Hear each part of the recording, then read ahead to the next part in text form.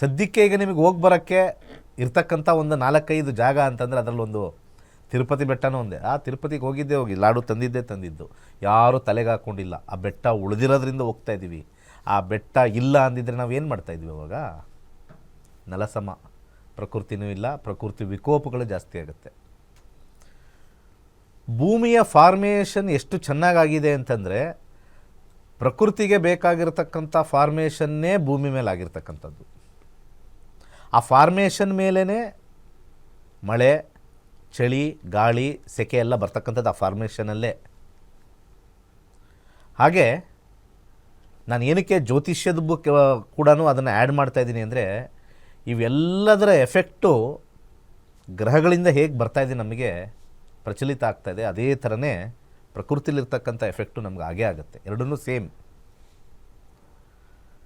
ಅದಕ್ಕೆ ಬೆಟ್ಟದ ಮೇಲೆ ಏನಾದ್ರು ಇತ್ತು ಅಂದರೆ ಅಲ್ಲಿ ಫಸ್ಟು ದೇವಸ್ಥಾನ ಕಟ್ಟಿ. ಇವತ್ತು ಹೇಳ್ತಾ ಇದ್ದೀನಿ, ನೀವು ಮನೆಗಳಲ್ಲಿ, ರೋಡ್ಗಳಲ್ಲಿ ಎಲ್ಲೆಲ್ಲಿ ಸಿಗುತ್ತೋ ಅಲ್ಲಿ ಕಟ್ತಾರೆ. ನಾನು ಒಂದು ಕಡೆ ಕಟ್ಟಕ್ಕೆ ಹೋಗಿದ್ದೆ, ಒಂದು ಊರಾಚೆ, ಇಲ್ಲಿಂದ ಒಂದು 90 ಕಿಲೋಮೀಟ್ರು 6 ಎಕರೆ ತೊಗೊಂಡು ಕಟ್ಟಕ್ಕೆ ಹೋಗಿದ್ವಿ.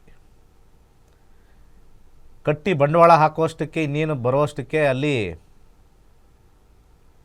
ಎಂಥದೋ ಗಣಿಗಾರಿಕೆ ಸ್ಟಾರ್ಟ್ ಆಯಿತು. ಹಿಂದ್ಗಡೆಯಿಂದ ಕೊಯ್ರಿ ಅಂತ ಹೇಳ್ತಾರೆ, ಕೊಯ್ರಿ ಸ್ಟಾರ್ಟ್ ಆಗೋಯ್ತು. ಅಲ್ಲೇನೋ ಉಳಿಸೋಣ ಅಂತ ಹೋದ್ವಿ. ಚಿಕ್ಕದಾಗೆಲ್ಲ ಕಬಳಿಸ್ಕೊಂಡು ಹೋಗ್ತಾ ಇದ್ದೀವಿ. ನಾವು ಯಾರನ್ನ ಜೈಕಾರ ಆಗ್ತೀವಿ ಅಂದರೆ ಯಾರ್ಯಾರು ಬೆಟ್ಟನ ಕರಗಿಸ್ತೀವೋ ಅವ್ರ ಜೊತೆನೇ ಇರ್ತೀವಿ, ಅವ್ರಿಗೆ ಜೈಕಾರ ಆಗ್ತೀವಿ, ಅವ್ರ ಜೊತೆನೇ ದೇವಸ್ಥಾನಕ್ಕೆ ಹೋಗ್ತೀವಿ. ಅರ್ಥ ಮಾಡ್ಕೊಳ್ಳಿ. ಹಾಗಿದ್ರೆ ನಾವೆಲ್ಲ ಪಾಪಗಳ ಹಂಚ್ಕೊಳ್ತಾ ಇಲ್ವಾ? ಖಂಡಿತ ಹೌದು. ಸಿಕ್ಕಾಪಟ್ಟೆ ದುಡ್ಡು ಮಾಡಿದ್ದಾನೆ ಇವ್ರನ್ನ ಅಂತೆಲ್ಲ ನಾವೇನೇನೋ ಕಾರ್ಯಕ್ರಮಕ್ಕೆಲ್ಲ ಕರೆಸ್ತಾ ಇರ್ತೀವಿ. ಯಾವುದರಿಂದ ದುಡ್ಡು ಮಾಡ್ದ? ಪ್ರಕೃತಿನ ಹಾಳು ಮಾಡಿದವನಿಗೆ ನಾವು ಹೂನಾರ ಆಗ್ತಾ ಇದ್ದೀವಿ. ಕರೆಕ್ಟ್ ಅಲ್ವಾ? ಖಂಡಿತ ಹೌದು. ಇದಕ್ಕೆಲ್ಲ ನಾವು ಪೇ ಮಾಡ್ತೀವಿ. ಮುಂದೆ ಆಲ್ರೆಡಿ ಪೇ ಮಾಡ್ತಾ ಇದ್ದೀವಿ. ಅವರ ನಾವಾದರೂ ಪೇ ಮಾಡ್ಬೇಕು, ಅವ್ರು ಯಾಕೆಂದ್ರೆ ನಾವು we are part of the crime ಅಂತ ಕರಿತೀವಿ. We are all part of the crime. ಅದನ್ನು ಸೇರಿಸೇ ಹೇಳ್ತಾ ಇದ್ದೀನಿ. ನಾನು ಪೇ ಮಾಡಲೇಬೇಕಾಯ್ತು.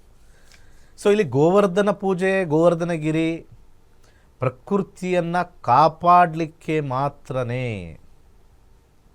ದೇವರೇನೋ ಸೇವೆ ಮಾಡ್ತಾನೆ ಅಂತ ಹೇಳಿ ಆ ಗೋವರ್ಧನ ಒಂದು ಕಿರುಬೆಟ್ಟಲ್ಲಿ ಎತ್ತಿ ಹಿಂಗೆ ಇಟ್ಕೊಂಡಿರ್ತಕ್ಕಂಥದ್ದು. ಪ್ರವಾಹ ಬರ್ತಾ ಇದೆ ಗುಡ್ಡದ ಪ್ರದೇಶದಲ್ಲಿ, ಈ ಗುಡ್ಡನ ಹಾಳು ಮಾಡಿಬಿಡ್ರಿ, ಕೈ ಎತ್ತಿಟ್ಕೊಂಡ್ರೆ ಈ ಗುಡ್ಡನ ಹಾಳು ಮಾಡಿಬಿಡಿ, ಇದು ನನಗೆ ಇಷ್ಟೇ ಅಂತ ಬೆಲೆ.